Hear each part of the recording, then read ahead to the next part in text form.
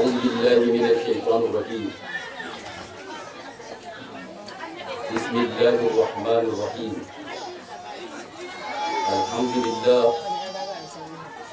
الذي له ما في السماوات وما في الأرض وما بينهما وما تحت الثرى. اللهم صل وسلم وبارك وسلم على محمد وعلى آل محمد كما صليت وباركت ورحمت على إبراهيم وعلى آل إبراهيم في العالمين إنك حميد مجيد. أما بعد جماعة المسلمين السلام عليكم ورحمة الله تعالى وبركاته.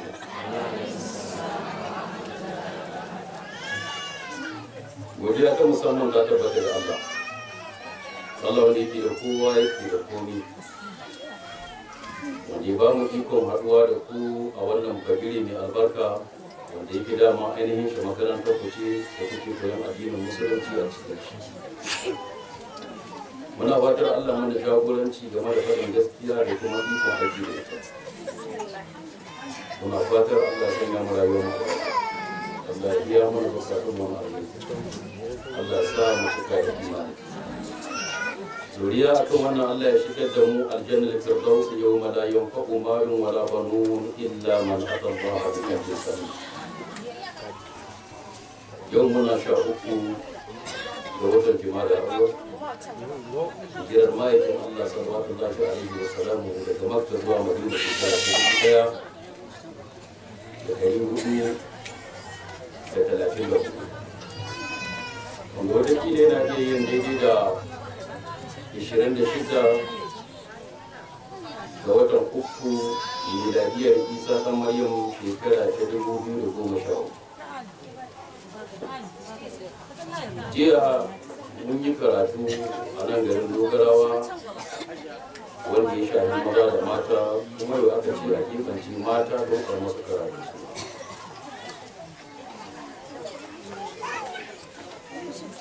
Abinda nake ga dace ni magana a kan shi ne bayani game da ni'ima mafi girma da iyamace take mallaka a duniya, shine ni'imar yaya. Menene muhimmancin su a cikin rayuwa, kuma ya kamata mu tafi da su. Babu wani arziki da iyamace ta mallaka a duniya wanda ya wuce mata ta, babu shi. Domin a rayuwarki akwai mutane guda 3 da suke rukunki, kuma dukkanin su maza ne. Na farko wani mutum da ke rukunki shine babanki. In kina cikin mahaifi da yake rike da ke har kika hito waje, har kika balaga, har kika yi aure. Kenan zaman da kike da babanki bai wuce shekara 13, 14, 15 har zuwa 18 zuwa 20 kin rabu da shi. Dusan da kike mashi, dusan da yake maki faduwa ta kai shekara 20 a gidan ku ba aure ba, haka babanki bai ba ta ki shekara 20 tare da shi. Namiji zabi wanda ke rukun shi ne mijin ki na aure. Wannan mijin naki na aure lokacin da yake tare da ke kuna da karfi, kuna jin daɗin rayuwa. Kina iya tallaba mashi, yana iya tallaba mashi. Idan Allah ya muku tsawon rayuwa, kuna iya kai shekara 50 ko 60 kuna tare da shi, ko 30 ko 40. To a lokacin da ke kai shekara 40 da mijinki, can bayan kina da 20 da babanki masu ga tashi 60. In an kara wata kuma wata da 70. Yanzu a wannan lokacin ta rayuwa mijinki idan yana rayuwa karfinsa ya kare. Idan kuma ya mutu uwa uba kenan. Yanzu namiji na 3 da kike son ya rungume ki shine wa danki. A wannan lokacin karin ki ko wani magajin ki ko wani dan uwan ki ko kana uwa ko kana uba baya iya miki gatancin da danki zai mutu wanda kika haifa da kai. Kuma bukatu ku zuwa ga yaya da kulawar da suke muku. Shi yasa a lokacin da mutum ke nuna maka tsananin soyayya, tana gwada maka shine kahin ta haihu. Tana haihuwa za ka ga ta yi bukatar ɗanta ma fiye da mijinta. In yi kiraye su yi kira da ce ka bari yaro yake jijjigawa su yayi danci. Yan abinci yake jira ko ya yake mace ta ce ka yi haƙuri sai na wanke maka su zai. don haka yanzu lokacin da miji ke samu sai in an kare da tsari kan nan lokacin miji zai samu nashi.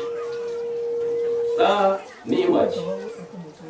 wasu ana hidda journée de l'enfant wanda turawa suka hidda rana ce ta yara wadda ake yin sallah a duniya gaba daya.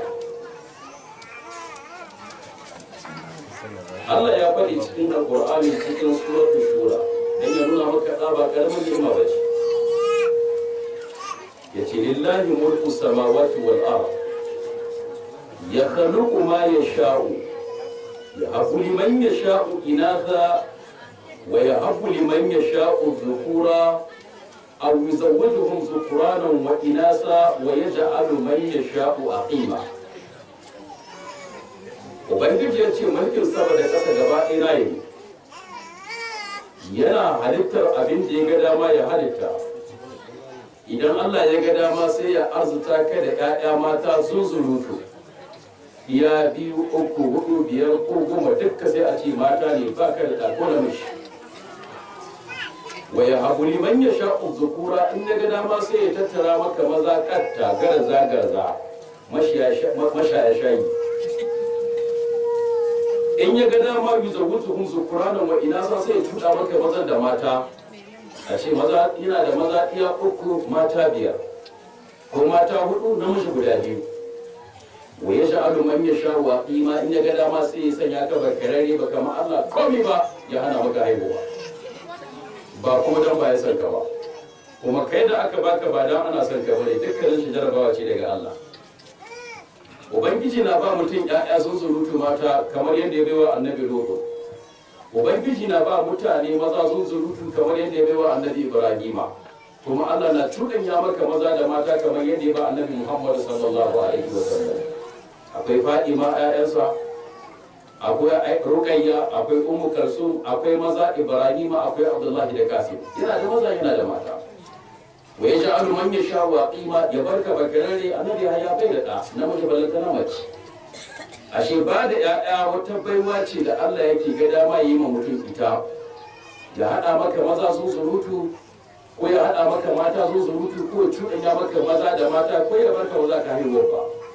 Duk asibitin da za a tafi haka yi ka, duk garin maganin da za ka sha haka yi ka, ba ka da wata dabara, kuma ba kiyayya ba ce ba tsana ba, ba barshin so bane ba, hikima ce ta wajen Allah subhanahu wa ta'ala.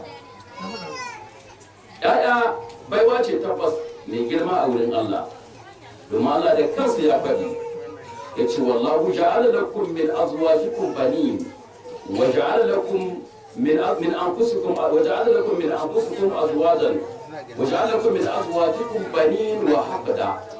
Allah shine wanda ya sanya muku matan ku na aure daga kawunan ku, kamar yadda ya fitar da ya ayyuhan nasu taqu rabbakum allazi khalaqakum min nafsin wahida wa khalaqa minha zawjaha. Hawwa'u ta hito daga faran jikin Annabi Adam alaihi salatu wassalam, sai ce wa ja'ala lakum min azwajikum banina wa hafada. Ta hanyar matan ku kuma Allah ya ba ku ƴaƴa, kuma ta hanyar ƴaƴan ku Allah yake ba ku jikoki. Wannan duk yana nuna mana samun ƴaƴa kyauta ce babba da Allah yake mabawa. Ubangiji subhanahu wa ta'ala dan ya nuna cewa ƴaƴa ni'ima ce, yakan yi ma annabawa, ku da kanku da ke annabawa na muku kyautar ƴaƴa. wa laqad arsalna rusulan min qablik wa ja'alna lahum azwajan wa dhurriyya. Allah ya faɗa ma annabi Muhammad sallallahu alaihi wa sallam, yace na aiko manzanni gabaninka, kuma manzannin nan na ba su mata na aure, sannan manzannin nan kuma na ba su zuri'a, suna da iya, suna da jikoki, haka makonni suna da. Don Allah ya nuna maka cewa tabbas hakikan ƴaƴa kyauta ce mai mahimmanci da Allah subhanahu wata'ala yake yi wa mutane a cikin rayuwa. Abin da yasa nake fara shirya da wannan, don mu gane mahimmancin iyali, kafin mu gane wani irin haƙoƙi ya kamata mu kiyaye musu, wace hanya ya kamata mu bi da su don mu ci moriyarsu a duniya, mu ci moriyarsu a lahira. Idan abin da aka baka baka ɗauke ni'ima ba ce ba ka iya rikon shi da hannu biyu, sai ka yi rikon sa kai na kasi. Kamar yadda a lokacin jahiliya idan aka ba mutum albishir ya an haifar masa iyamaci, za ku shira a haduhun bil unsa zalla wajhuhu muswadda wa huwa kadhib yatawara min al-qawmi min su'i ma bushira bihi ayumsikuhu ala hul ayyin am yadsuhu fi turab a lokacin jahiliya idan aka ba mutum albishir cewa matarsa ta haifi iyamace, to sai mutum ran shi ya ɓaci, ya yi kutum ya baƙi irin ransa ya ɓaci don mai matarsa ke haifar mai iyamata. Alhali iyamace wasu lokutan sun yi iyamaza, ko kuma ni kamar da sai ce galibi, domin shi namiji tun lokacin da ta haife shi in yi mata shi matar shi sani yanzu. Ita kuma iya in ta yi aure abu da ta sani uwayenta. A lokacin da ya ke tunanin kai ma uba wani abu, to a lokacin shi miji tunani yake kawo mata ta. Don haka iya mata suna da muhimmanci a cikin rayuwarmu, suna da tausayi, suna da jinkai. To a lokacin da an ba mutum albishir matarka ta haifi iya mace, sai ran sai ɓaci yana tunani wannan mummunan albishir da aka basa, shin a yumsifuhu ala hun, rike macen nan za a yi a wulaƙance, babu tarbiyya, babu kula, bayan neman abin da ɗinta ya kyawu, an ya tushuhu fi turab, ko turbuɗe ce kamata yi a cikin ƙasa da ranta, kamar yadda Allah ya ce wa idan maqudatun su'ilat bi ayyi dhanbin qutilat. Mace da ranta suke tura ta cikin kabari su mata kabarin ta tun da rayuwarta su binne ta a lokacin da ba sa ganin kimar mata. To haka Allah subhanahu wa ta'ala tabbas ya sanar da mu, ya nuna mana ba da ƴaƴa ni'ima ce mai tasiri a cikin rayuwarmu. Ku dibo yadda Allah ya faɗi cikin Qur'ani kan wani mutum da ya adawa da Allah yake faɗa da musulunci. Da Allah ya tashi mai gori abubuwan da ya bai sai da ya ambata cikin ni'imar da na maka sai da na baka ƴaƴa. Yace zarni wa man khalaqatu wahida wa ja'altu lahu malan mamduda, sai ce wa banina shuhuda summa mahattu lahu tamhida. Barni da mutumin da na halitta shi kadai a lokacin da ya zo duniya bai zo da mace ba, bai zo da uwa ba, bai zo da uba ba, bai zo da iya ba, bai zo da riga ba, bai zo da kaza ba, bai zo da kaza ba. Lakar jikitu muna kura da kama kalakana kuma awwala marra.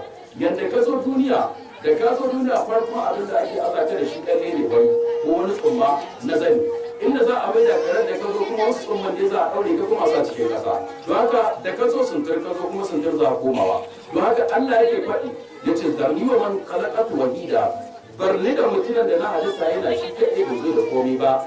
Wa ja'altu lahu malan mamduda, na sanya masa dukiya wadatacca yadda zai shi daɗi ya yi daɗin rayuwarsa. Sai ce wa banina shuhuda, na sanya masa kuma ƴaƴa halartattu ga su nan yana kallon su yana jin daɗi ƴaƴansa ne. Wa mahattu lahu tamhida, da shimfiɗa mai ababen rayuwa na saya cikin kwandishiyon mai kyawu, amma aka waye gari yana faɗa da Allah subhanahu wa ta'ala. Don Allah nuna maka ƴaƴa wata ni'ima ce babba da Allah yake yi ma bayi.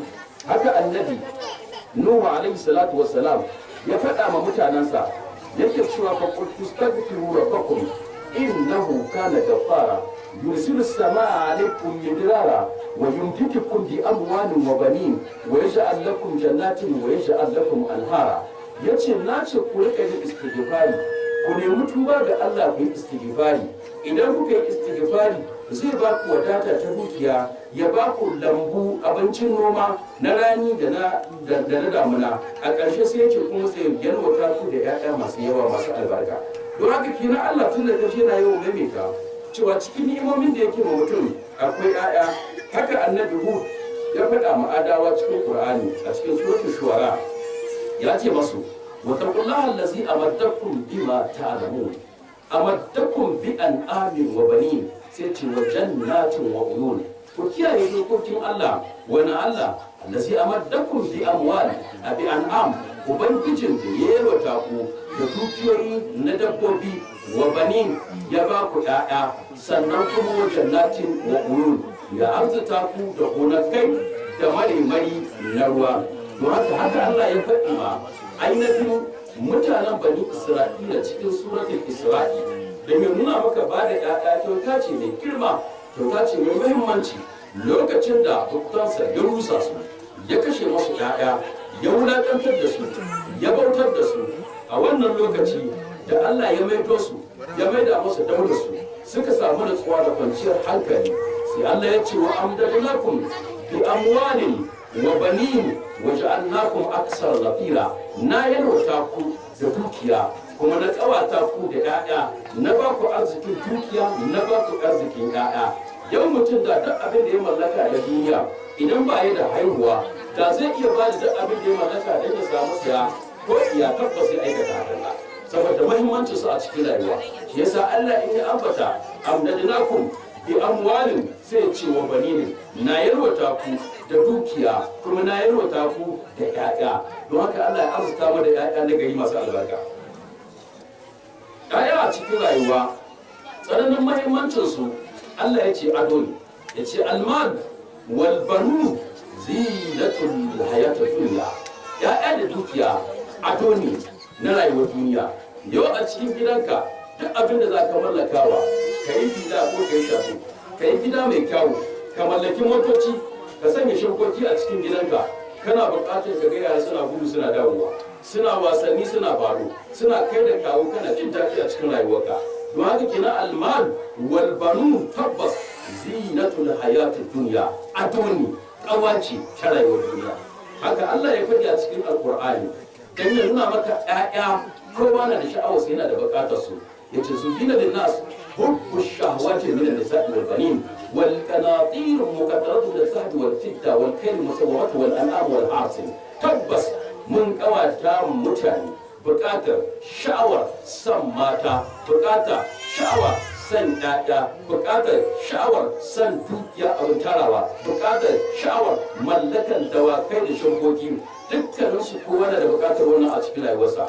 Da ka samu mace farko da kugayen agaji na kwanci suna mai yawa. Buƙatar duk in ka samu mace abinda kake fata kake nema, ya kake so ka samu a cikin zamantakewa. Allah ya arzuta mu da ƴaƴa na gari masu albarka. Yanzu ga mu ƴaƴan mun same su. Ba tare da mun yi magana ba, ina magana mun same su ne. Domin akwai haƙoƙinsu na gabanin ma auren uwarsu ko auren uwansu. Akwai haƙoƙinsu na kasancewa suna cikin uwarsu. Akwai haƙoƙinsu na lokacin da aka hanye su ran nan. To amma kai tsaye yanzu muna magana ne akan haƙƙin su kasa a gaban mu. Kenan ni'ima ta farko kowa ya yarda da ƴaƴa ni'ima ce gaba ɗaya mu san da wannan. Idan kuma kana ganin ƴaƴa ba ni'ima bane ba, tabbas za ka iya aunawa ko da ga wani dabba ko ƙwaro a cikin gidanka. Idan kana da kaza, lura da ƴaƴanta. Idan ana yin ruwa, ta yarda da ruwan ya buge ta, bala iya cin mata don ta kare ƴaƴanta. Dibi kare, dibi zaki, dibi kaza, duk dabbobin da ka sani, ka kalle su ka gani irin bala'i yadda suke kiyaye ƴaƴansu, sun yarda musifa ta hausu. Yau mace da tana da ciki tana cikin naƙuda, aka ce to ɗayan biyun ku zai rayu, ko a kashe ki a hito ɗan, ko a kashe ɗan ke wuce. Galibin mata ina ga za su yi buƙatar da rayuwar ƴaƴansu akan rayuwarsu. Galibinsu. Ashe ka gani ƴaƴa tabbas abubuwa ne da kowa ke so kuma suna da muhimmanci a cikin rayuwa. To ga su gabanka. Sai Allah ya saukar da wata aya cikin suratul Tahrim. Ai ba samun su don ba. Yanda za a tafiya da su shi a wahala. Ba samun su ba. Ba samun dukiya bake da wahala. Ya za a yi a kashe ta yadda Allah ke so shine matsala. Ba samun ƴaƴan ba ke wani abin jin daɗi. Yaya za a yi rike amana kai? Domin su ƴaƴa al-aulad qita'atun min aba'ihim wa ummahatihim. Auladin duk inda suke amanatun ne fi anaqihim. Tabbas yaro amana ne ga wuyarka. Wani yankin jiki ne naka in ka kalle shi. To ya kamata ku rayu da kai da shi ku ji daɗi. Sai Allah ya ce ya ayyuhal ladina amanu, ya ku waɗanda na imani da Allah, ya ku matan dogarawa da na kwanne, ya ku mata waɗanda suka zo daga garuruwa daban-daban banbaza da ina ne. Allah ya ce a faɗa maku ku an kusa kun wa ahalikum nar. Ku yi ƙoƙari ku kare wa kanku shiga wuta kan wanda ya yarda ya shiga. Kamar Allah ce kakka yarda ka shiga, kuma kakka yarda ɗan ka ya shiga, kai kakka shiga, kuma kakka bar shi ya shiga. In aka ce Allah ya ce ya ayyuhal ladzina amanu, anan yana magana ne akan namiji mai ɗa da mace mai ɗa. Amma uwa ita ce makaranta ta farko akan diyanta. Domin da a ce uwa ba a dace da uwa ba, gara a ce ba a dace da uwa ba. Domin galibi uba in ya fita tun da sahi ya tafiya ce, da wahala ya samu ya yi awa biyu tare da shi. Ƙwararya, amma tun da sahi kina tare da shi kamar kusan vantikatar har lokacin da zai fara zuwa makaranta ko ya daina ba. Kullum ce madibin shi, ke ce modal ɗin shi, ke ce yake kallo, ke ce yake koyi da ke. Uba in ya fita ya dawo, yana dawowa abinda zai caca za yi kin kare to ba ruwan shi da maganar yaya. In ya kare maganar to ɗaki ya yi. Binciken karatunsa uba bai damu da wannan ba, ko na lakwal ko na boko ko na addini ko aiki ko sana'a. A shi abin da ya dame shi ke, ko kuma abin da ya dame ki ɗanki mishinki, kenan nauyi ki ganki, ki faranta ma ɗanki da rai, ki faranta ma mishinki da rai. Shi kuma abin da galibi uba ya dame shi, wanda zai kawo wa kuci da ku yara, kayan da zai iya kawo ya kawo, amma maganar tunani da kulawa da abin da ya dace, wannan nauyi ya yi rataya kanki fiye da mushi a wannan lokaci da muka samu kama a ciki. Tunda Allah ya ce ya ayyuhal ladina amanu qu anfusakum wa ahlikum nara, ku kare ma kanku wuta, ku kare ma ƴaƴan ku wuta. Ya za a yi makare masu wuta, makare ma kanmu wuta. Hukuk wanda allati awjabaha al-islam lil auladi ala abaihim shine na farko himayatu ma yadurruhum fi dunya wal akhirah. Farko abin da zaka yi, duk abin da zai cuta ma ɗanka a duniya ko ya cuta ma ɗanka a lahira, dole ka mai maganin shi. Dole ka ma ɗanka maganin abin da zai cuce shi a duniya kuma abin da zai cuta mashi a lahira. Sawa'un kana dararin ya zama to fi dinin ko dararin ya zama to fi jismin aw al-aql aw an-nafs, cutar ta shahin gangan cikin shi ko hankalin shi ko addinin shi ko rayuwa ce, dole ka tsare ta. Idan aka ce tsare yaro ta bangaren ran shi, ya ne za a ka tsare? Na farko kakka kashe shi, kuma kakka yarda a kashe shi, kuma kakka yi sanadiyar da zai mutuwa. Ka tsare mai wannan abin, domin idan ba ya da rai, duk buƙatuwar da ake so ya samu ta duniya da lahira, umarnin da ake so a samu a ci burin a ci umarnin shi duniya da lahira, ba za a samu matuƙar bai da rai. Don haka wannan shine mataki na farko. Sai Allah ya aza muku doka a cikin suratul an'am. Allah yake cewa in ta'alau atlu ma harrama rabbukum alaykum alla tushriku billahi shay'an wa bil walidayni ihsana sai wala taqtulu awladakum. Ya ku waɗanda suka yi imani da Allah da manzon Allah sallallahu alaihi wasallam, ku zo in karanta muku ababen da Allah ya haramta ku aikata su.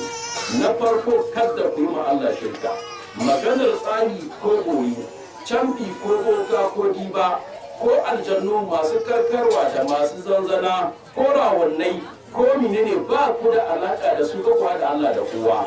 Na biyu, wa bil walidaini ihsana, ku kyautata ma uwa, ku kyautata ma uba. Na uku, wala taqtulu auladakum min imlaq, kar ku kashe ƴaƴanku dan kuna jin tsoron talauci. Na hannun narzuqukum wa iyyahum, ni zan maka arzikin in yi ma ƴaƴanka arziki. Don haka kar mutum ya gushi ƴaƴa dan ganin cewa baya da kuɗi. Shi yasa ce min imlaq. Me yasa ba kusan ƴaƴa? Kuna gudun su ne min imlaq, dan talauci, dan ba ni da. To in ba ka da a yau, gobe kana tunanin ba ka da? In kun ba ka da a yau, kana tunanin gobe ba ka da. Shin ƴaƴan da kake haihuwa ka yanke masa ƙamna dukka sai sun gaji talauci tun da kai talaka ne? Sai sun gaji tsiya tun da kai maciyaci ne? Sai sun gaji rishi tun da kai baka da? A cikin ƴaƴanka in suna da yawa, za a samu malamai, za a samu masu kuɗi, za a samu iko, kuma za a samu ƴaƴansu. Ana iya samu komi kana iya samu. Yau a cikin duniya gidanku, da za ki dibawa sai ki ga ba kuce kun kai ko wajen 6 ko 7, amma wataƙila ke kaɗai ce Allah ya ma'arziki, ke kaɗai ce ke ɗaukar ɗawainiyar uwayenki. Sauran 6 dukkan su ma nauyin su kanki yake, wasu cikin su ma magajiyanki ne, amma ke kula da su. To ta kaddara inda an shirya gida ana ga fiye tun tashin farko, ada gidan yayi fa'ita gaba da ni mugu. Tun da sun zo babu su dama, sun zo su suka zo. Ke ce ta bakwai kayan ki zo sai aka shirya ga fiye. Kin ga gidan baki ɗaya dole su gunna gaba ɗaya. To rashin sanin gaibi sai aka bar mu Allah. Bakwai ashe sun ne aka haifa waɗanda babu, ashe na bakwai masu arzikin suna nan tsaye gaba. To da haka arziki yana hannun Allah. In mutum yana ganin shi ke ɗawainiyar ‘ya'yansa, don Allah wadda duk ta yi gardama an maka tashi daga nan an maka ta gida ta mutu daga gidan ta gobe ba ta ba. Ko mutumin ya ya mutu ya ga gidan shugaban ba ci abinci ba. Duk mutumin da yake ganin shi ke ɗaukar ɗawainiyar ƴaƴansa don Allah kai ya mutu don kai ƴaƴansa su rasa abinci. Kar ya yarda ya yi shi. Akwai mutumin da kwance ke gidan shi ana cin abinci da za ka tambaye shi yaya yake ɗaukar ɗawainiyar gidan shi wallahi bai sani ba. Bai sani ba, Allah ne kawai ke jagorancin al'amura da ci da sha da zuwa magani da asibiti da sutura da ma wai tunanin cewa haya yake yana biya. In ka tambaye shi waya ake kana ɗaukar wannan sai to za mu sani. Shi ba bai sani ba. Amma da yake alƙawalin Allah ne na narzuqukum wa iyyahum mu ba ku arziki mu ba su arziki wanda duka aiki na Allah ne.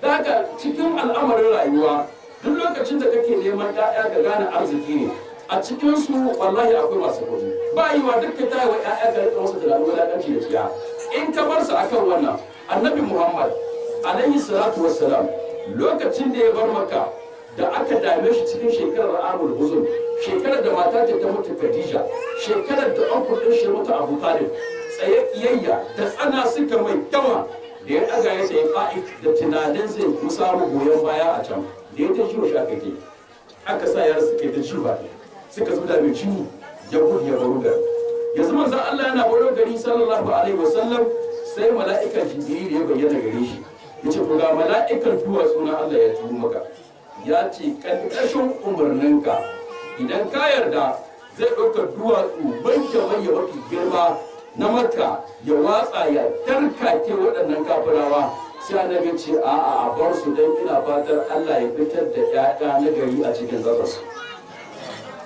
a shi kaga shi annabi ya yi tunani a cikin su bai wa a ce dukkanin su abinda za su haihuwa kafirawa ne yau kuma gashi an wayi gari tabbas a cikin Taif ai addinin musulunci ake yi don haka lokacin da kake hana haihuwa a ciki kana kashe malamai baka sani ba kana kashe iko baka sani ba kana kashe irin su Muhammadu Isu baka sani ba kana kashe irin su Hamma irin su Tanje irin su wani hukuma ne kake kashe baka sani ba kana kashe sarakai baka sani ba kana kashe jarumai baka sani ba kana kashe masu kuɗi baka sani ba waɗanda suke gaban ka tana yi wa mugu abin da ka haifa baka sani ba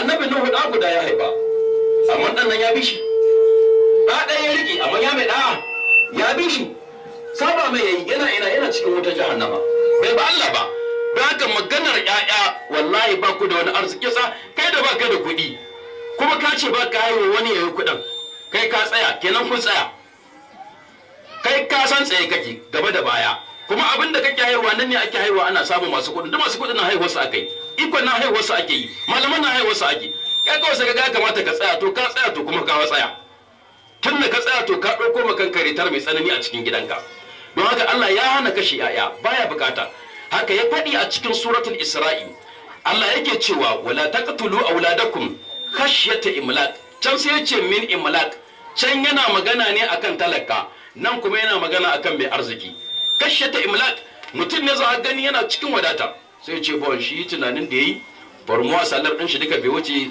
san mil ba kwanta ɗan shi a ciki abin da ya ajiye duka miliyan kaza ne don ka shi tsarin shi Bremen yana iya ɗaukar yaya uku mai da shi yana da arzikin mai kalkil ɗin da yake yi eske ƴaƴan suka zo ba sai da programan shi da programan abbasu da programation abbasu kare ya haihuwa da yawa ƴaƴa su fata bai tsari amma abin da yake tunani shi ya mallaka wai shi yake yi saboda tsarin shi da ya makanya wannan ƴaƴa in ya tsaya gare su to tsarin zai tafi daidai da abin da ya mallaka shi gestionnaire ne haka ya kalkil haka ya lissafi yau mutum nawa ya kare ministar nawa aka sabke yana tafiya da mota na mai fandin isansi mutum nawa ya ta iko ne ko duwan ko wani abu aka waye gari baya da wurin kwana mutum nawa aka sauke da mulki yana wayo shi ga karshe bai san yadda za a yi ba mutum nawa ya mallaki arziki yau aka waye gari baya da komi mutum nawa ke da gonakai yau baya da mutum nawa ke da kaza yau baya da ashe wannan ba tsarin ka bane mutum nawa ya mutu ya bar gidaje ya bar dabbobi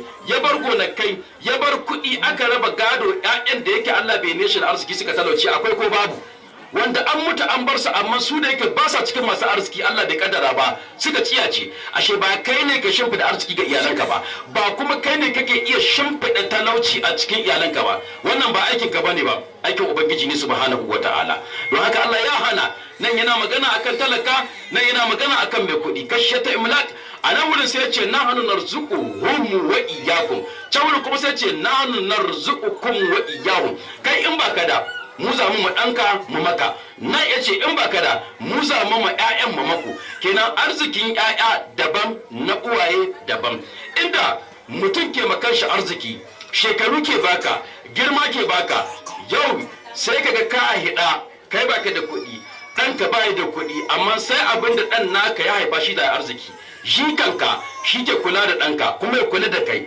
ashe ku ba ku da haifa ya haifar maku samun jikoki masu arziki a cikin gidajenku don haka ɗaukar arzikin wani a ɗora ma wani ba mai iya yin wannan in ba Allah subhanahu wa ta'ala ba Allah ya hana mutum ya kashe ɗaya kamar yadda hada ku kashe kanku wala taqtulu auladakum kar ku kashe ƴaƴanku in ji Allah saboda talauci ko kuma saboda jin tsoron talauci Allah ya hana wannan ne Allah ya yi mu bai'a ya ce ma annabi Muhammad sallallahu alaihi wa sallam in za yi mu bai'a da mata ya kawa masa sharadi dan kar su kashe ƴaƴansa saboda mata da yawa na da wannan kokarin sun ɗauki ciki su kashe ba sa so akwai mace da in ta ɗauki ciki da kanta take kashe shi kuma tana da aure a tunaninta akwai abin da take hango za ta yi nan gaba saboda tana son ta yi lakwal tana son ta yi kaza ita wannan ciki ba ta sa a cikin tsari ba akwai kuma namijin da ke cewa in kika ƙara haihuwa kan aurenki ko da yake nan garin babu su ko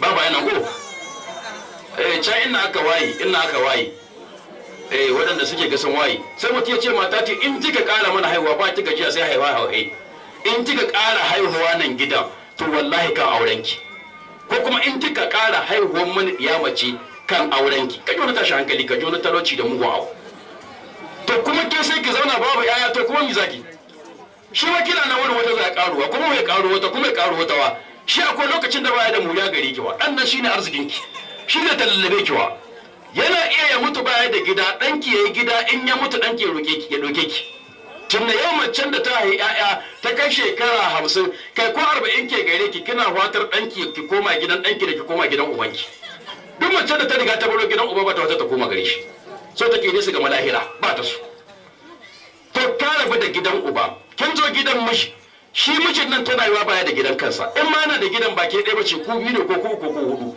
yanzu gidan da zaki zuwa ki ɓararraje ki huta ki yadda kike so sai gidan ɗanki to sai duka ce a ba ki san ƴaƴan ko kuma shi yace ba ya san ƴaƴan daga nan zai gurɓata miki rayuwa a lokacin da zai ki haihuwa shekarun ki sun yi nisa ƴaƴan sun samu da ke da ƴaƴan wa zai kama wani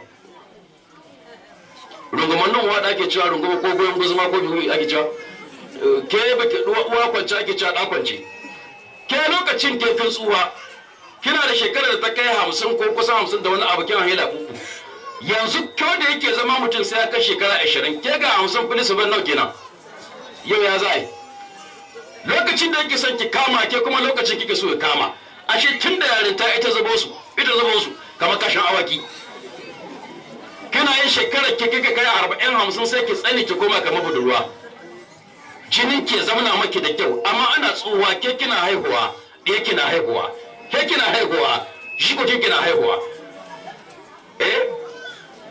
sai mutum ya wuce ɗanki yana da shekara 30 sai a ce na ji an ce an yi haihuwa wajen ku sai ce a nan gida ne shi kuma shekarar shi wajen 40 ana waya yana cewa to nan gida ne shi dai yana ta tsoron ya ce mamaci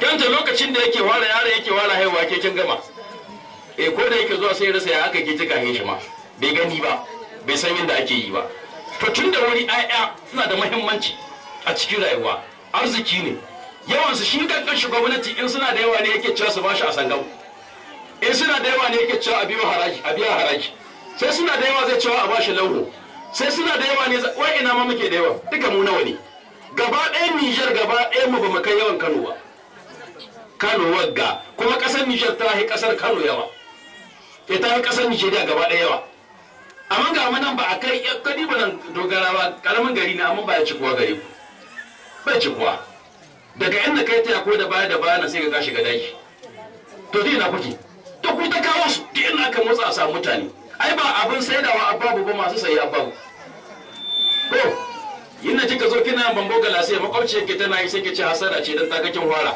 ya ku bi da bambo galasan garin gaba daya gida bi dan ana yi nan da nan sai ku ce kun yawa masu sayin ne babu sai ki kulle ruwan sanyi su mata kwana ku cikin firigo saboda ba mutane ko ki wani abin saidawa a wara ko wani abu ki zo ki ashi saboda babu albasan ma kuka yi ba muci sai kun kai ta Abuja ga ta kunnuta amma ba maciyarta.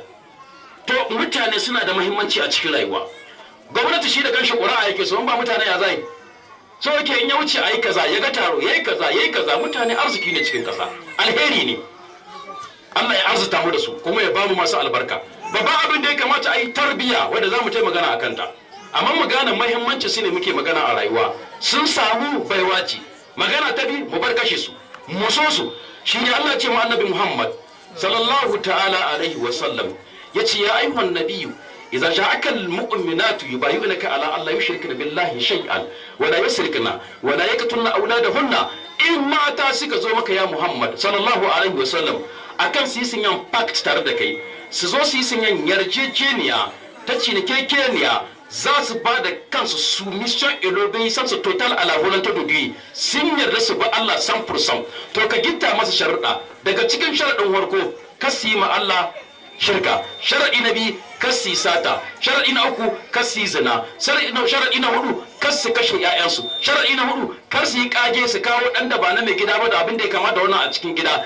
In sun kiyaye wannan wala ya asina ka fi ma'ruf fa bai'uhunna kai masu mabaya a in sun yarda wasu daga firar lahun Allah ka nema masa Allah gafara a cikin sharuɗan kun ga sai da Allah ya gita kar su kashe ƴaƴansu saboda kashe ƴaƴa Allah ba ya so asara ce mai girma kasiran lazina qatalu auladahum safaham bighairi haqqin wa harramu ma razaqahum Allah iftira'an ala Allah qad dallu wa ma kanu muhtadin qad haqiqan tabbas khasira yayi asara kasira sun taɓe kasira sun lalace kasira sun gaboni su wane ne allazina qatalu auladahum waɗanda suka kashe ƴaƴansu safahan da wauta da jahilci bi gairi ilimin ba tare da suna da ilimi ba su san amfanin komai ba ga ƴaƴa suka kashe su sannan wa haramu suka haramta abinda ma razaqahumullah abinda Allah ya arzuta su suka ce mu irin mu ba cin kaza mu kaza wurin mu haramun ne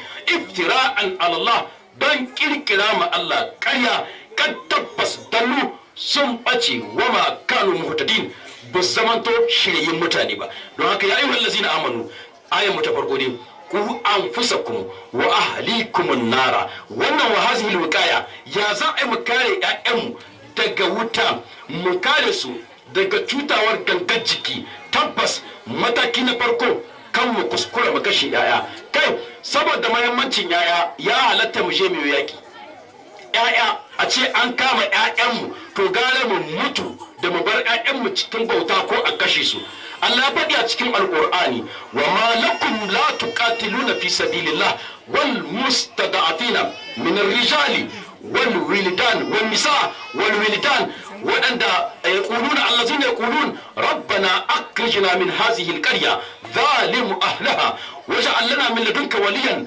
waj'al lana min ladunka nasira kakkumanta Allah ya aza maku magana ta mamaki don ne ba za ku yin yaƙi ba don ɗaukaka tutar musulunci alhali almustada'afun masu rauni minar rijal na maza tsofaffi wal wildan da yara 'yan ƙanana wan nisa da mata waɗanda suke da rauni waɗanda ya kullum addu'a suke suna cewa rabbana ya Allah akrijna min hazihi alqarya fidda mu daga cikin wannan gari wannan ƙasa wadda zalimu ahlaha mutanen garin azzalumai ne waje allana min ladunka waliyan waje allana min ladunka nasira duk kasar da ake tauye haƙƙin mata duk kasar da ake tauye haƙƙin yara duk kasar da ake tauye haƙƙin tsohi ubangiji ya yarda a je a yaƙi dan a ceto darajar mata dan a ceto darajar ƴaƴa dan a ceto daraja da mutunci da rayuwar tsofaffi da tijawa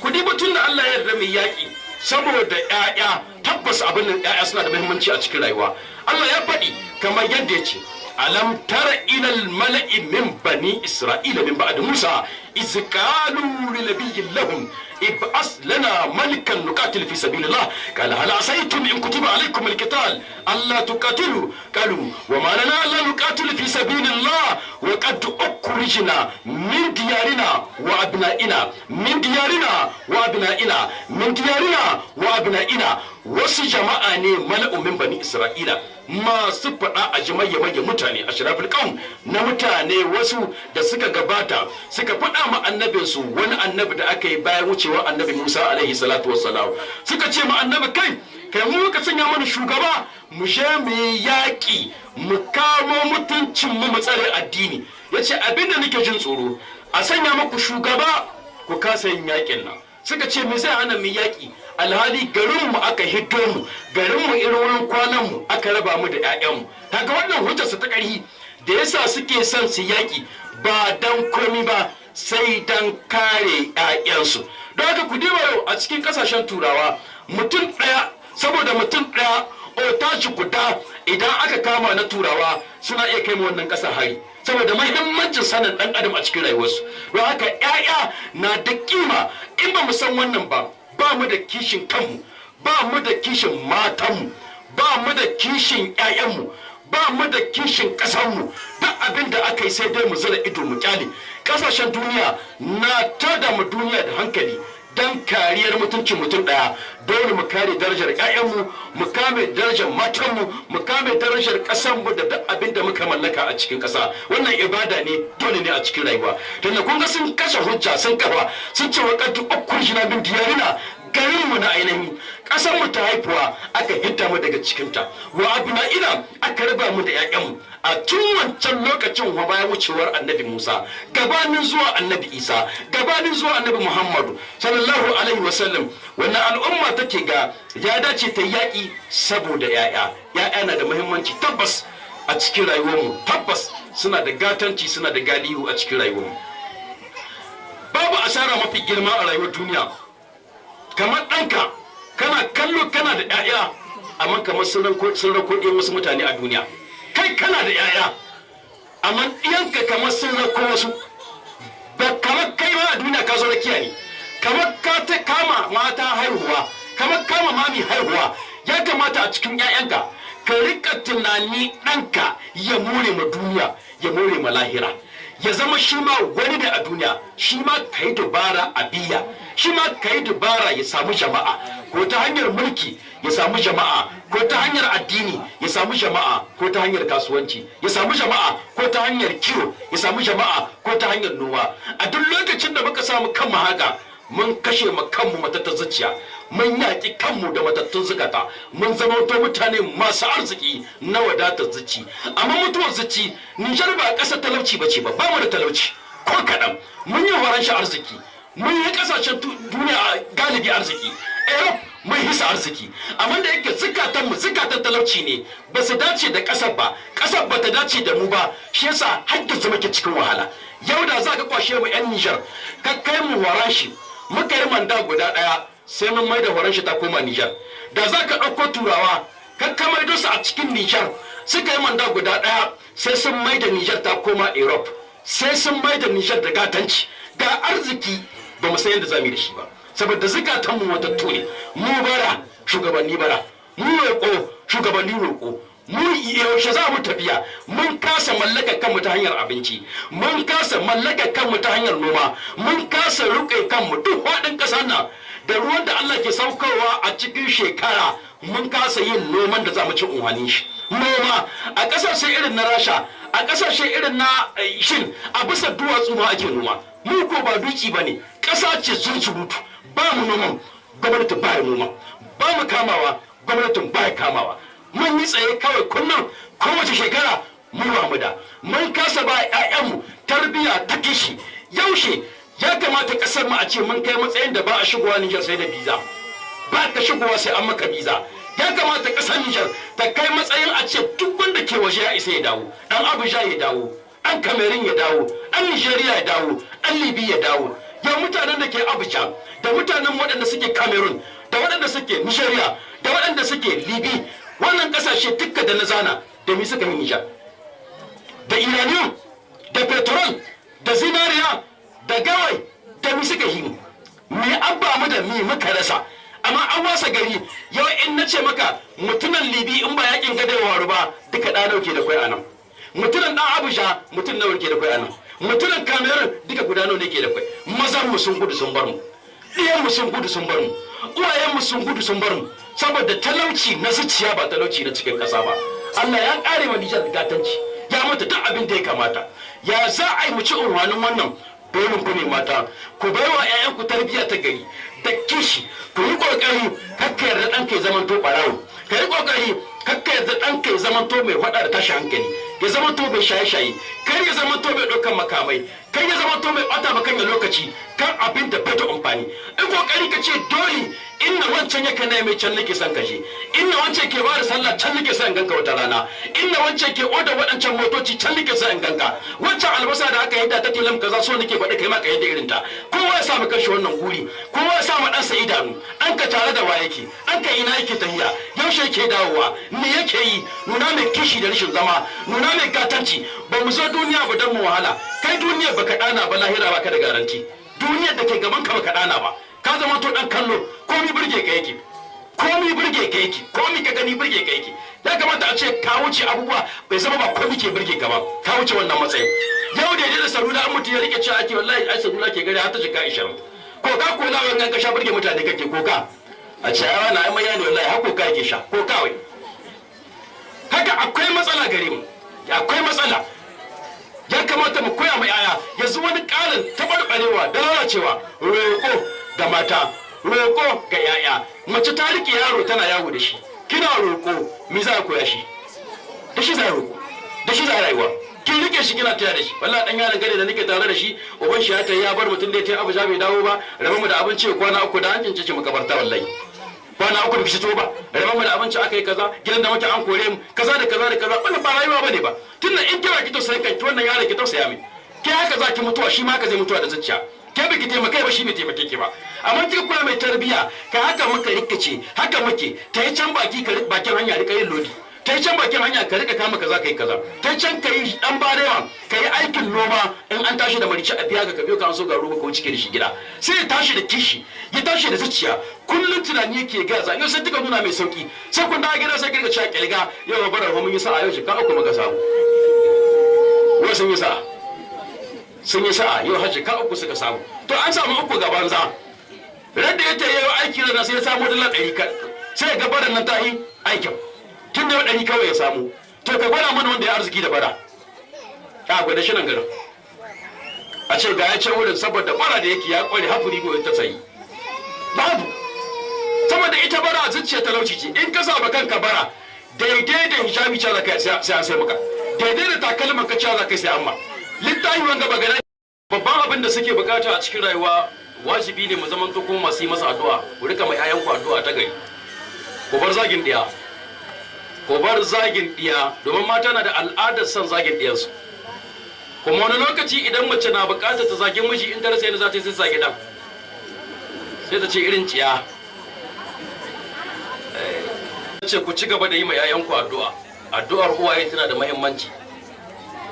ku diba Maryam uwar annabi Isa, Hannatu uwar annabi uwar Maryam wadda ta yi annabi Isa alaihi salatu wassalam. lokacin da ta yi Maryam ta bukaci ta samu ɗan namiji, amma sai ta ce rabbi inni wada'tuha unsa wa laysa zakari kal unsa wa inni samaituha Maryam. karshe ta ce wa inni uizuha bika wa zuriyataha min ash-shaytanir rajim. da ta haife ta kai tsaye sai ta roki Allah, Allah ka tsare mana wannan diyatau daga sharrin shaytan, kuma ka tsare zuri'a ta gaba daya. wanda ana samun matsala wurin tabbas galibi lokacin da ka yi diya, maimakon ko da ka ci gaba da yi masa addu'a, sai ga mutum ya rike ɗansa yana wasu maganganun da ba su dace ba a wannan lokacin. haka in ya girma zai koyi zagi, domin lokacin da yaro yake yin zagi yana ganin mamma tana yi ne ko baba, ya ga baba na zagin mamma, don haka inda zagi bai da kyau da baba bai zagi mamma ba. to kuma ana nan sai ji mamma yau da gobe in baba ya zage ta ta kyale, yana ganin mamma tana da kirki ita ba ta rama ba, sai ga to baba na yi ita ba ta. idan an kwana biyu aka zagi mamma yau da gobe sai ka ji mamma tana cewa ita dai ba ubanta ba. in an kwana biyu sai ya ce saiwa tana ni dai ba ubana ba. to da ta ya kara da ya matsa sai ka ji ta ce kai ma. to kaga ya zage ta ita ma ta rama. to kai ma da sauki, radda abin ya yi tsanani da abin da ya ambata shi za ta ambatawa, yaro sai ya koya. don haka bai dace ba a cikin gidaje mutane na zage-zage, irin zage-zage na dubara. mutum ya raba da kurkumi ake cewa ya halbukar sana ko mi kusa ma ya halbukar sana. kana son ka zagi uban yaro sai ka zagi yaro dan ka more ma kanka a cikin rayuwarka bai da kyawu. Dukkanin kowane annabi yana roƙon Allah ba shi ya'ya amma masu albarka. Annabi Zakariya alaihi salatu wassalam ya roki Allah ya bashi iya amma cewa rabbi habli min ladunka zuriyatan tayyiba, Allah ka mana kyautar zuri'a amma zuri'a wadda take mai albarka. Haka annabi Ibrahim alaihi salatu wassalam addu'a da ya ce rabbi habli min salihin, ya ubangiji Allah ka mana kyauta daga cikin managarta mutanen kirki. Don haka yin addu'a ga samun ƴaƴa na gari abu ne wanda yake da kyawu, da uwaye ya kamata su matsa sosai wurin yin addu'a ta gari kayin su haihu kuma da bayan sun haihu. A gurguje ne nake tafiya. Ya'ya na da amfani, suna sa mutum kwanciyar hankali a cikin rayuwa ta. Ku dibo lokacin da aka tsinci annabi Yusuf alaihi salatu wassalam, sarkin Misra ya ce ma mata ta wa qala allazi sharahu min Misra li imra'ati akrimi maswahu asa an yanfa'ana aw nattakizahu walada. Yace ba mata ta ki kama wannan yaro ki girmama makwancin sa, ki ɗauke shi ki girmama shi ki mutunta shi ki bashi wurin kwanci da tarbiyya mai kyawu. Tana yi waya unwane mu wata rana ko mu rike shi akan matsayin ɗa. Ashe tun wancan lokacin an san ɗa na da unwani wata rana ga uwayen shi. Ku diba a gidan Fir'auna, nan miji ne ya faɗa ma mata ce, amma gidan Fir'auna mata ce ta faɗa ma mijinta wannan irin kalma. Sai ta ce qalat qurrata aynul li wa laka la taqtuluhu ata asa an yanfa'ana aw nattakizahu walada. Wannan yaro farin ciki ne gare mu. Ya ma mu amfani in mun gan shi mun ji daɗi, ya amfane mu wata rana ko mu rike shi tamkar ɗan wata adoptive, mu rike shi kamar ɗa na riko ko kuma ya amfane mu wata rana in ba mu ke shi ma akan matsayin ɗa. Don haka wannan sun nuna mana cewa tabbas ɗa na da amfani a wata rana idan ka ba shi tarbiyya ta gari. Har ibadur rahman da cikin addu'a da suke cikin alqur'ani cikin suratul furqan ay sun faɗi wallazina yaquluna rabbana hab lana min azwajina wa zurriyyatina qurrata a'yunin waj'alna lil muttaqina imama. Mutanen kirki haka suke addu'a, ya ubangiji ka sanya wani farin cikin idanu, sanyin idanu da jin daɗi a cikin zuri'anmu da ƴaƴanmu in mun kalle su hankalin mu ya kwanta. Haka Maryam a lokacin da ta haihi annabi Isa alaihi salatu wassalam hankalinta ya damu, tana cewa ya laitani mitu qabla hadha wa kuntu nasiyan mansiya fanadaha min tahtiha alla tahzani qad ja'ala rabbuki tahtaki sariya wa huzi ilayki bi juz'in nakal tasakita alayki rataban janiya fakuli washrabi wa qarri aina fa imma tarjana min al-bashari ahadan faquli inni nazartu lirahmani sawman falan ukallima al-yawma insiya. A lokacin nan shi annabi Isa yana ƙasa, fanadaha min tahtiha ko kuma man tahtaha wanda ke karkashin ta sai ya kiraye ta, bari bakin ciki mama, bari damuwa, Allah ya sanya ruwa karkashin ki suna gudana, wanke jini na naƙuda da sauransu, sha ruwa masu kyau ne, cir dabino ɗanye ki ji daɗi, kallon na hankalin ke kwanta. Duk lokacin da mace take cikin naƙuda, take cikin damuwa, tana buɗar ta mutu, tana wayo ta kanta, tana miyagun maganganu, tana halbe, tana ɓare-ɓare, tana hayaniya, a lokacin da take da cikin ba ta iya ci, ba ta iya sha, ba ta iya kwana, kowa tsamar da take da shi, mijin ma in ya so sai ta harare shi, saboda shi ne ya mata sanadiyar wannan tashin hankalin. Ta zo wajen haihuwa, wata a fasa, wata a tsaga, wata a buɗe, wata a yi wane ne, wata a ƙara, duk ɗan yana hitowa tana kallon shi ta mance wannan tashin hankalin. Kuma sai ki zo ki ce wannan yaron asara ya zaki, kina kallon wannan bala'in kice sai ya zama mutumin banza, kina kallon wannan yaron kice ba za ki cin moriya ta ba. Duk bala'in ka da kika sha na naƙuda da wahala da tashin hankali ba za ki tunani ba ki sa shi hanya ta garin da za ki cin moriya ta wata rana ba a nan duniya ko a nan lahira. Zai samu haka, abu ne mai sauki a wurin Allah. Yadda kika san kina kiyan dabbobi don su maki amfani, idan baki ba su tsari na gari ba, su dabbobin ta hanyar ci da sha da kulawa da su ba za su kasaita ba har su haifan maki ƴaƴa masu ƙoshi masu kyawun kama, ba za su kasaita ba har su cika su kumbura ta yadda za ki yankawa ki ji daɗi, ba za su kasaita ba su cika irin yadda ya kamata balantana ki sai da ki samu kuɗi masu kauri. To haka ya kamata yadda ki kula da dabbobinki, haka ya kamata ki kula da ƴaƴanki don ki ci more su a duniya, ki ci more su a lahira. Annabi Muhammad sallallahu alaihi wasallam shi ne ce idza mata ibn adamu min in qata amaluhu illa min salasin. Dan adam amma musulmi ba kowa ba, idan ya mutu duk abin da zai kai mai lada ya yanki sai abu guda uku. Na farko sadaqatu jariya, sadaka mai gudana. Sadaka mai gudana galibi da dukiya ake yin ta. Baka da kuɗin da zaka gina masallaci ko makaranta ko kai rishiya ko ka shuka itace a cikin wani da wani abin da ya kama da wannan.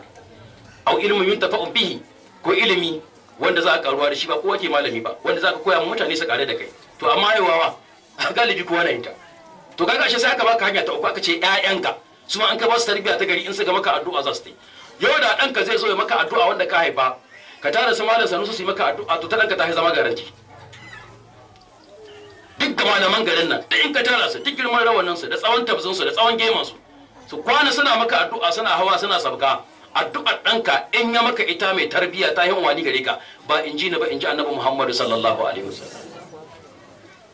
To kenan ashe sai in yi kokari in huta maka yana cikin kabari in samu ƴaƴa da zan ba tarbiyya ta gari dan ina cikin kabari sai tana da ni. Kuma yau kana mutuwa duk addu'ar da za a maka ba a wuce sati guda ana yi ko ya manta da kai. Kawa babanka ma wanda ya haye ka da mamaka sun manta da kai saboda akwai wasu gaban su.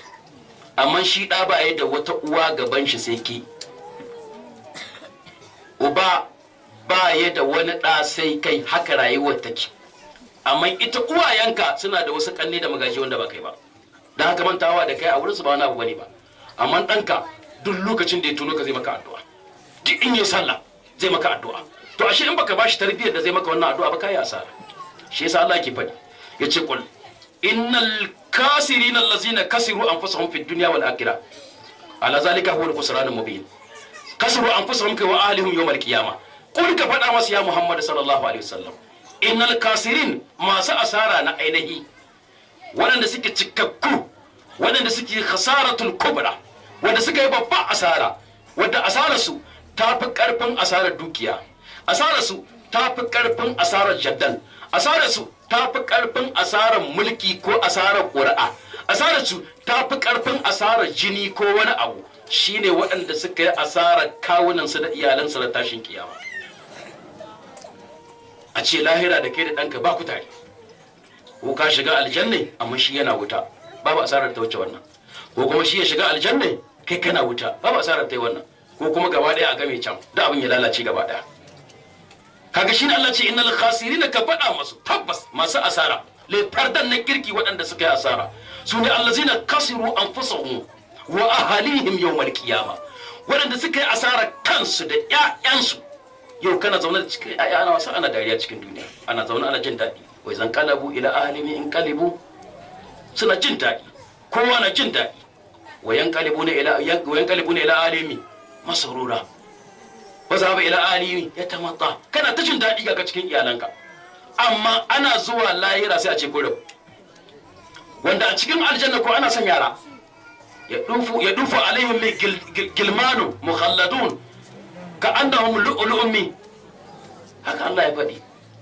ya dufu alaihim kuma wata ayyau wildanu su ma idza ra'aytahum masu tawmi lu'lu'un mansura a cikin aljanna ma ana son yara ƙanana suna kai da kawo shi yasa kace gani in babanka ya haye ku 10 kuma makku ta haye ku 7 da kun zama kata ba ku burge ta so take abinda kuka haifa ku kawo mata wallahi amma ku dai ba ku burge ta saboda ba ku da kyan kallo ba ku da kyan wasa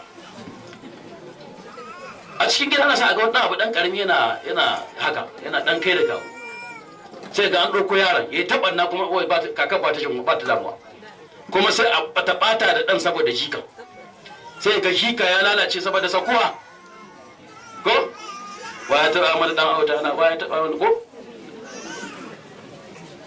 to kowa na son yaro a cikin gida ana son a ga yaro na kai da kawo haka cikin aljanna ma Allah ce akwai su suna dan ba biyan sai kaga wurin na kyau yaro suna taya suna ba kai da kawo to in kai asarar su a duniya kai asarar su a lahira ba mu magana ya za a kan mu yi asarar su mu tattaru musu abu mai kyau a duniya tunda wiqaya din nan tana tafiya ne bi husnul tarbiyatihim wa ta'dibihim wa ta'limihim a ba su tarbiyya ta gari kyaukyawa a ladabtar da su yaro baya buƙatar zagi kamar yadda yaro baya buƙatar bugu ba shi ke gyara yaro ba hinjira da shi bugu ba gyara yaro manzon Allah sallallahu alaihi wasallama bai taba sa hannu biji kowa ba da kaga ya buga jihadi ne ake tsakanin shi da makiya Allah baya bugu yana karantarwa yana jan hankali shi abinda yaro yake so kakka mai magana ya gani kake yi kai da yake cuɗanya da kai ya ga yaya ne kake yi sai ya koya baya buƙatar amma rashin tsari na tarbiyya sai kaga yaro ana baya tsoro da abin da bai dace ba bai kamata yaro ta sa da tsoro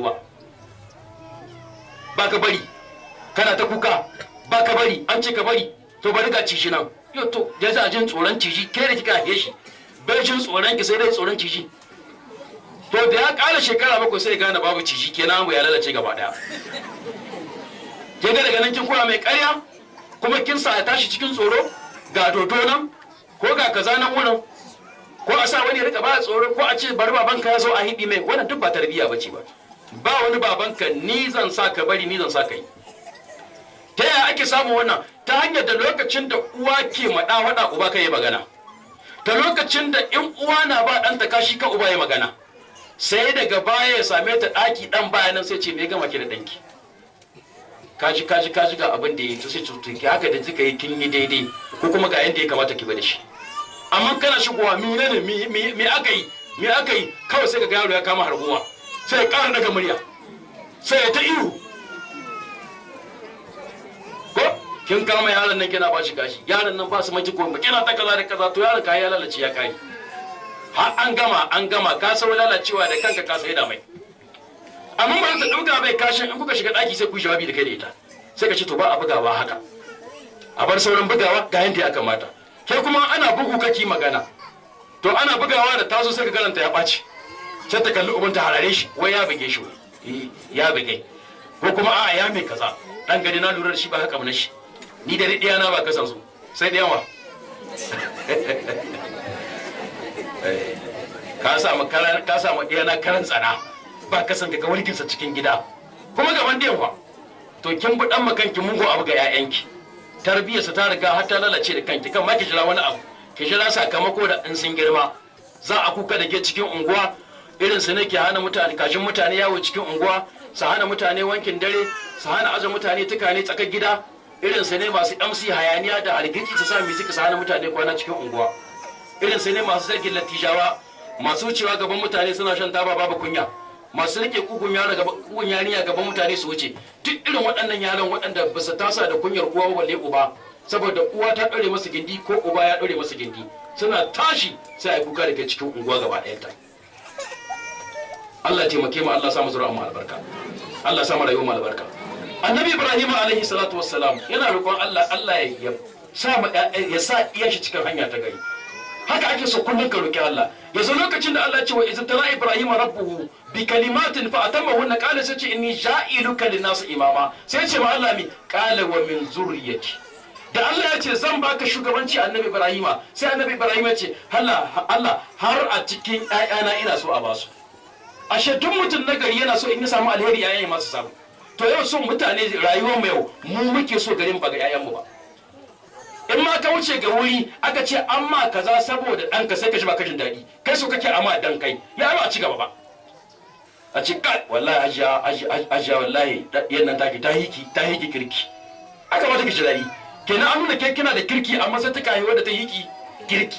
Ta amma za ka ce a an ce ba ki da kirki, kenan kana ne ya ta hini kirki, ya ta hiki mana ai gaba kika ci. Amma aka ce kin yi yake kirki ai kin yi mugu abu, wallahi kin yi mugu abu. Amma a ce yake ta hiki zumunta, ta hiki kirki, ta hiki kulawa, to kin haihuwa ta yi kyau. Haka in malami ne a ce ɗanka ya hika ilimi, haka in mai kuɗi ne suka ce a ce ɗanka ya hika dukiya, haka in manomi ne suka ce a ce ɗanka ya hika noma, in makiyayi ne ɗanka ya hika kiyo, in mai mulki ne ɗanka ya hika kaza, in mai jama'a ne ɗanka ya hika jama'a, in mai kwarjini ne ɗanka ya hika kwarjini, kenan gidan baya mutuwa gaba yake ta yi. Amma so kake abin tsaya gare ka kana mutuwa sai gidanka ya mutu, saboda san kai so kake komai ya tsaya kanka.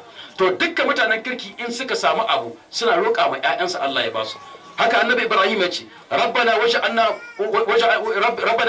ummatan muslimatan laka wa min zurriyatina ummatan muslimatan laka. Allah ka sanya mu musulmi, waj'alna muslimina laka wa min zurriyatina ummatan muslimatan laka. Allah sanya mu musulmi gare ka, haka zuri'an mu ita ma ka sanya ta musulma daga cikin ta. Kaga ya roƙan mu kanshi musulunci kuma ya roƙan mu zuri'a ta musulunci. Kuma kana tara diyanka ka koya masu tarbiyya. A lokacin da annabi Ibrahim ya gane addini da zai bar duniya sai da mai yayansa wasiya wa wasabi ya Ibrahim bani ya bunayya yace inna Allah qad safa lakum ad-din fala tamutunna illa wa antum muslimun. Allah ya zaba muku addini ya ku yayana, kar ku mutu sai kuna bisa kan addinin musulunci. Haka Allah ya ce iz kuntum shuhada iz hadara yaqub al-maut, lokacin da mutuwa ta zo ma annabi yaquba lokacin da yake faɗa ma ƴaƴansa yace mata abuduna min ba'di qalu la abudu ilahaka wa ilaha abaika ibrahima wa isma'ila wa ishaqa ilahan wahida. Da annabi yaquba zai mutuwa ƴaƴansa ya tara yace musu mata abuduna min ba'di, in na mutuwa za ku bauta mawa. Karu suka ce na abudu ilahaka, Allah ka za mu ci gaba da bauta mawa. Yau wa ke tara ƴaƴansa ya nuna musu ko bayan mutuwa ta mi za ku bauta mawa, kun rike addinin Allah kullun tunani yake to ku zo ku zauna nan ba na mutu kun ga wanga kayan ina ban wani jikka 10 wance akwai kuɗi na wurinta, wance ta ari kwano na bata maido ba, wance akwai liddai na wurinta, ko na mutu ku je ku an so. Kaga abin da yake karantar da yayansa kenan, ina da gona wuri kaza washi dukiya ayi kaza da wannan mugun abin kake mutuwa ka bar yayanka. Abin da ake so ka bar sa kai irin na annabi Ibrahima, irin annabi Yaquba, ka tara yayanka ku zamna ina cikin halin mutuwa. Kun ga halin da nake ciki, mata abuduna min ba'adi, in na mutu ya za ku za a ci gaba da rikon Allah ko ya za a haba baba na abudu ilahaka wa ilaha abaika Ibrahim wa Isma'ila wa Ishaqa, za mu ci gaba da bautar Allahnka, bautar Allahn babanka da kakanninka da shi da abin gaɗinka, ilahan wahida abin bautar nan guda ɗaya. To haka ake so.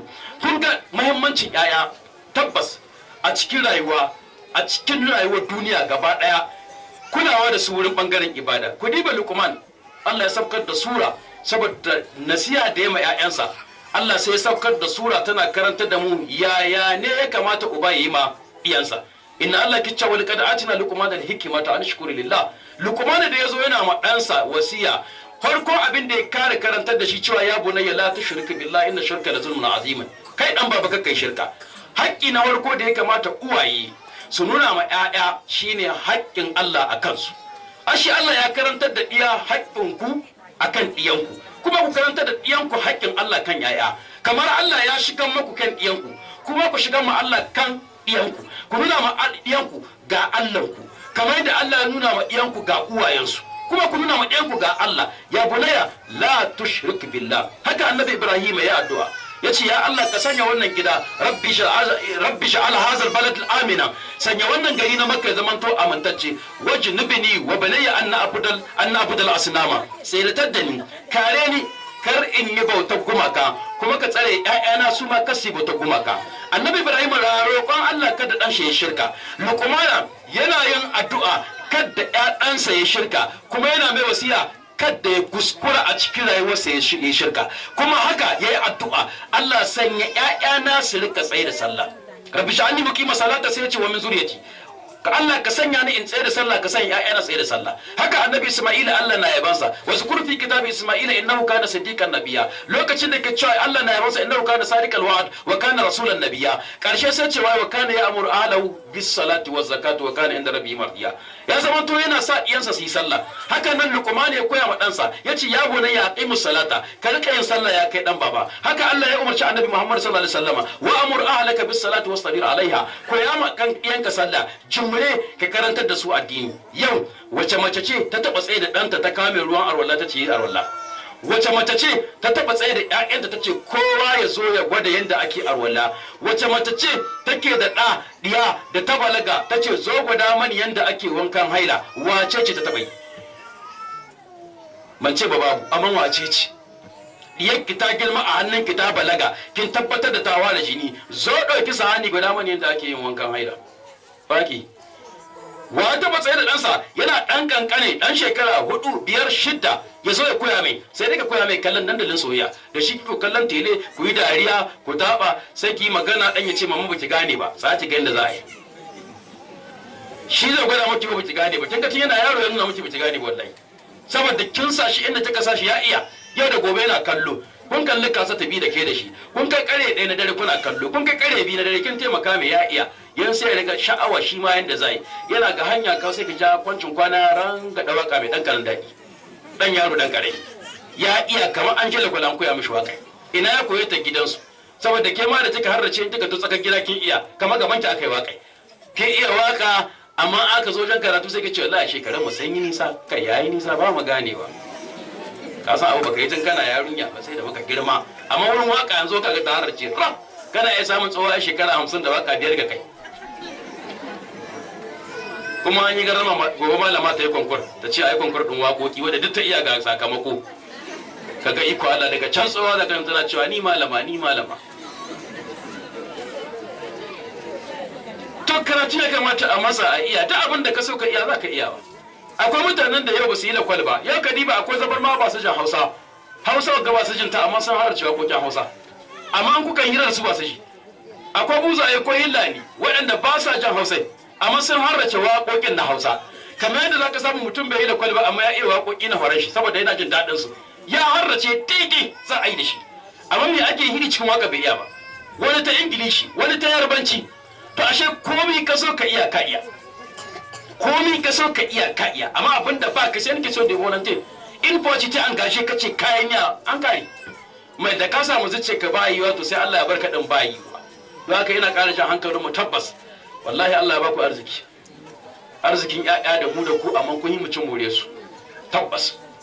Dan mata yau in kana da diya da kai da mace kuka haye su sai uwa ta yi cin more su akan uba tabbas. Tunda ita in diya ma mace ce ma kai uban ba a shawara da kai wallahi, da ta dauko abin gafa yanda sai ta kama uwai, in ta dauko a dashe ta kawo, in kai magana ce sai a hankali, ni ake sai da azam na aki ko. Amma sirrin tsakaninsa da ta kunkur ta kawo, da ta samu ta kawo, kai dai in ta ganka bakin kogina ta tsuguna ta ce ba wani hutawa ana nan ce yana nan an tawaye to a gaida su, sai ta wuce ke sai ta sunkuya ma uwa ta yi waje ta ce ta koma ko. Kuma haka in tsakanin ɗa da uwa, ɗanka kai ka haye shi yana zama cikin gida ya taho daga wani gari, yana zama da shi da uwa suna ɗaki, kana shigowa sai su yi shiru su bar hire wallahi ba kai shawara ce suke tsakanin uwa da ɗiya.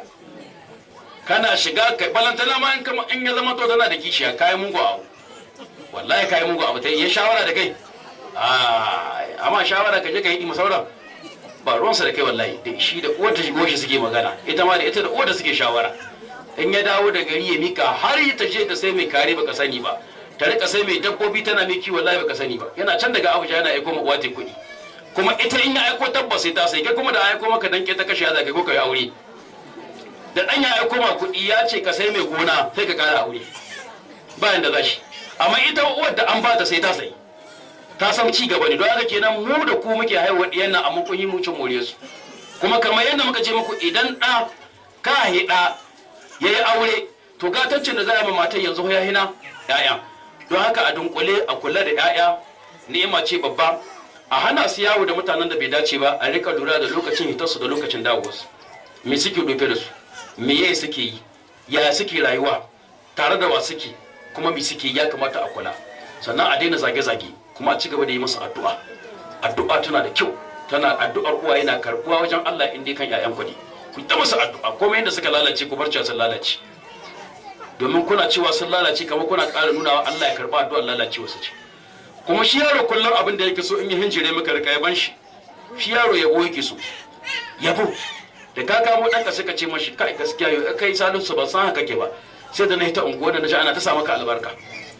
Aka ce ashe in ka ga babban mutum ya wuce da kaya dokan me kake yi, ashe ba ka zaki ba ka wada. Sai da na zo ana ta magana aka ce duna unguwar ba yaron kirki kamar ka, sai ga yaro yana dariya yana jin daɗi. Yanzu da ya hita waje so yake gwadi shi wai yaron kirki ne, amma ka zo ka ce ka sha kunnan shi ba ka shan magana wallahi tallahi, an kawo mani ƙararka ina wani wannan jaraba ina kaza da kaza, wallahi kamar kina ƙara mai allura. Yana hita sai ƙara sha miki wani tashi hankali. To da an kawo ƙara zo ki biye sa ɗaki, kuma ki koya ma yaro alheri, ki rika bashi yana kyauta, rika bashi ki ce ya bada, kar ki koya ma yaron ki ruwa, ba shi ki saba cewa ya bada. Da wasu yara sun shigo cikin gida ƴan uwan shi na wajen uba ko ƴan uwan shi na wajen uwa daidai da shi, suka ce baki aka yi ƴan uwanka ne suka zo, to ai bai kamata a bar su haka su taimako, to me ya kamata ka basu ba in ba me ya kamata ka basu. Yaba mamma ke ganin ba da kodala, to bari in baka sai ka basu, ko me ka gani kada ko na ji daɗi mamma, sai ka ɗauka sai ka ce to ba su wagga dala 40 ɗan ko ba su wagga dala 20 ɗan. To wannan kyautar da yake miƙawa yana saba sai ta rayuwa kullun so yake samu dan ya bada, kullun so yake samu dan ya bada. Amma idan kina badawa sai ya rika bakin ciki yana gana ana ba wasu ba a bashi, sai ya tasa da kashi da hasada rashin bai san alheri. Sannan na biyu, ki koya ma ɗanki ajiyar kuɗi. Yi kokari ki bashi wata 20 ko 40 sai ki ce ya aje maki, dan ya koyi amana. Ke ki kyale shi, sai ta ɗauki lokaci suka ce mashi ina 40 din nan da na baka, sai ce tana nan cikin kan yana ɓoye ta, to shi ka ɗauko sai ya ɗauko. Dan aka zo sai ce mamu wallahi na kashe, sai ce kai ai ba haka ake amana ba, ai ba haka Allah ya ce ai ba. An aka baka amana da abin da ba naka ba so ake ka maida shi lokacin da ake so. To ga wata ka sake ashe mani, ai ta yi har ya koyi amana, sai ta gani ko an bashi abin mutane ba zai ci ba, duk dubarun shi ba zai ci ba, saboda da ya tasa an koya mai ba ranar tsaka zai koye ta ba. Tun yana yaro an koya mai amana, an koya mashi alheri. Sannan na uku, kar ta koya ma ɗanki ƙarya, bari mai ƙarya. In kina mai ƙarya wallahi za ya riƙa yi. Kuka kake ya ba kai zaman kashe ka zamana, in na dawo na biyo maka da bambo, da kin dawo sai ka zo hannu biyu. Mamma ta yi ƙarya wallahi, amma kin yi ƙarya. Shi ma ya kin gani tun da kina mai wayo, da kin kwana biyu zaki ta ce zan tuma da bambo. Mamma wayo ne ake mani, ba a ce ƙarya ce, saboda wayo ne ake mani, wallahi sai an ta yi dai. Kin ga biya lalace kenan. Amma izaman ka zan taho ma da bambo, da ya zo sai ya ga bamba. Izaman ka kakkate zan ma kaza, da ya zo sai ya ga abu. In kai kokari ka zo fure mai ga abin da zan baka, in kai kokari kai kaza ga abin da zan baka, sai koya a hankali. Sannan kuma a ƙarshe ko kuma a cikin bayani na gaba, mu ci gaba da koya ma yaran mu tsafta. Yaro yana son tsafta, ya kamata yaron ki in an gan shi a rika son a dokai, a rika son a dokai. Amma kin tayi da yaro ana gudun shi, sai yana ga hannunki sai dai a rike shi a rika mai kan can ga hannunki, kina miƙo shi ana sai a yi gaba kyale shi. Kakki ce dai ba a mai wasa ba, sai a rika mai yin ga yanan ga hannun shi, ba a riko. To yaro da majina, yaro da hayaniya ga jikin shi, ga ko kwanantun na jiya gehi, ga gallaba ki wanke masa idanun shi ba, ga kayan shi kwanan su uku. Mace ta sa yan kayanta masu dan daraja wurin biki kuma ta runguma da abu ya lalace gaba daya, abu bai yi ba, sai da ta bar maki abin ki daga can tana dan taba kumcin, tana dan laka tana haka, ta bar maki kayan ki. Yaro ana sa akwai mai tsafta. Ana zama sai a ce je kai wanka, in ya zo wadi ba sai a ce ba haka ake yi ba. Mutum gwada ma, ki darshe shi, ki darshe shi, ki darshe kawawan, ki daga kasa, ki wanke kahu ya kalla, ki wanke mai baya, ki darshe shi, ki darshe shi. Sai lokacin da ya gani a cikin jikin shi kunwa na kama ya ga kunwan ba ya da baki, an tarza da karfi ta ko ina, ya ga kunwan ba ya da duhu kenan bai da dauda. Amma ya dawo da kunwa da bakin kiran ga jikin shi, bakin kiran kuma shi yana ganin yayi wanka, ko da yake tawa ba wani alamar ruwaye na ruwa, kenta yaro yayi wanka ya rika ganin ruwa na yau a cikin jikin shi, da an zuba ruwa a ga ruwan na dashewa suna sabka. Amma ka zuba ma yaro ruwa kamar ka zuba ma yin laka ruwa, rab abu ya dambare ga jikin shi. Kuma shi ma in za ya wanka sai in za ya tahiya wurin biki ne da a yi ta kunya, da ya tashi da sai za ta yi lakwar sai a ce itoilet, ya dawo da marice itoilet, gobe itoilet. In yaro goma ya zama haka cikin karas, dole karas ta yi wari, musha sai dai haƙuri ba Allah. Yara kanan da wari, to kuma dole yaran su yi wari tun na uwayen ma. A ni ne ban faɗa ba. Ayo, ban faɗa ba. Amma da ya kokari a kula da yaro wurin tsafta. A tsafta da darate wanda yake kwana, ya zama to ana wanke ta. Kayan shi na waje da kayan shi na ciki. Bai kamata a bar ma yaro wando na ciki ba ya rika sati ko sati biyu. Ya saba kullun sai ya hidda ko kullun sai ya wanki, kullun sai ya hidda ko kullun sai ya wanki. Da yara sun tasa da tsafta, na ce muku Nijar ƙasa ce ta arziki da wadata, amma ya ne za mu tahiya da kanmu shine ko ba ka gani sai ka ganshi tamkar kamar almajiri. Ba maganar wadata bace ta kaya, kwamfule bi kana iya rayuwa da shi kana da tsafta. Gudana ga jikinka, gudana bisa igiya an wanki, gudana ga jikina ina mai da wancan ina wanki wannan. Amma in kwamfule dubu ke gare ka sa kwamfule 5 porjur, matukar cikinka baya da kyau an yi gabanza, matukar kana dauke da dauda da wari a biya yi gabanza, to ai hatara da wannan. Sanan kai ba daidai ban yi girma ya sani, in ga waya kare kalluna ya sani. Wallahi sai ka ja girme ya ce wallahi da ina yaro ban ji dadin kishi uwata ba, yanzu ya zama wani abu sai ya ce bai da tausayi ko kadan, saboda bai tasa cikin tausayi ba. Cuta bai kai, uwar shi ta mutu an bar shi cikin gida, uban shi ya rabu da uwa ta an bar maka shi cikin gida. Dan uwan ubansa ne ya mutu, uban ya ɗauko marayi ya kawo kin wulakanta su, kina wulakanta su kima Allah sai wulakanta naki. Ku dibo annabi Musa alaihi salatu wassalam, lokacin da suka ce suna yawo da shi da kadar yana koyon karatu tare da shi, ai sun zo wani gari da suka nemi abinci ba a ba su abinci ba, suka ne sai gini ya she wadi, annabi Musa sai ya tada ginin kadar, sai Musa ya ce masa kaga da ka so da ka ce a biya ka banga aikin da yi, sai ce kalkashin wannan gini akwai wata taska ta arziki ta wasu yara guda biyu, wanda ubansu ya sanya ya yi gini bisa, wanda in sun girma Allah zai rushe ginin ya waɗi sai su ga arzikin su ɗoka, yanzu ba su san da shi ba. Me ya dalilin da ya sa wannan sai ce wa kana abuhu ma saliha, ubansa ke mutanen kirki. Ashe kirkin uwaye na sa Allah ya tsare maka bayanka. aya ce ta Qur'ani. Kirkinka da mutuncinka Allah ba zai bari ƴaƴanka su tuzarta ba. Yau mutum nawa ya wulakantar da ƴaƴan wani, Allah ya wulakantar da nashi. Ka ƙiɗiyan kishiya ka wulakanta su, sai Allah ya zara albarka ga naka ya taimaki waɗancan. Aka ce ka ƙi naka, duniya ta so shi. A duk lokacin da ka nuna naka kake so baka san dan wani, baka mutuwa sai Allah ya gwada maka aya a cikin rayuwarka. Amma duka bayi ne na Allah, ka kula da su, ka ba su tarbiyya. In ka kula da na wani, shi Allah sai ya kula da naka. Ashe da in kula nau Allah ya bar su, gara in kula da wani Allah ya kula nawa. Tunda na san shi in Allah ya kula nawa ba za su lalacewa ba. To sai ka zama to keta, bakin ciki, ɗiyan kishiya, tuwansu ga hannu ɗan kaɗan, tuwansu ba mu miya, suna ji suna gani suna cin togaya, tuwansu bisa kwano mai lamba, tuwansu babu daɗi, babu tsokan nama, sai ƙasusuwa, sai mugun abu da bala'i, babu kulawa ta ɓangaren komi. In bisa ta lakwal ba ruwanka, lokacin lakwal ɗin ma kake sa su aiki, sai ka ga za su ta yi lakwal ko makaranta sai ka ce zo su maka wanke saboda uwansu bayana. Sai ka ga za su tayi alakwar sai ka ce su maka wankin kaya, sai za su tayi alakwar ka ce a maka shara, sai za su tayi alakwar ka ce a je a ma sai sayan kayan miya. Kana musu bakin ciki kas ta zama komai, Allah yana kallon ka kuma Allah na ganin ki. Amma in ka kula da su, ka ba su haƙi, ka kula da su hiye da naka, ka kula da tsarin su, sai ka ga sun yi albarka kuma sun rike ka tamkar uwa. Sai ka ga ma naka ba su kula da kai ba, waɗannan suka kula maka. Don haka ina ƙara nuna muku ba mu da wani arziki a nan ƙasa wanda ya wuce mu 'ya'ya. Mai ma Allah godiya da yake ba mu su, dan duk duniya ka san cewa haka mai kowa haihuwa. Kuna da wannan labarin? Kun san da wannan abu ko ku sani ba? Duk duniya mai kowa yawan yaya, yawan haihuwa.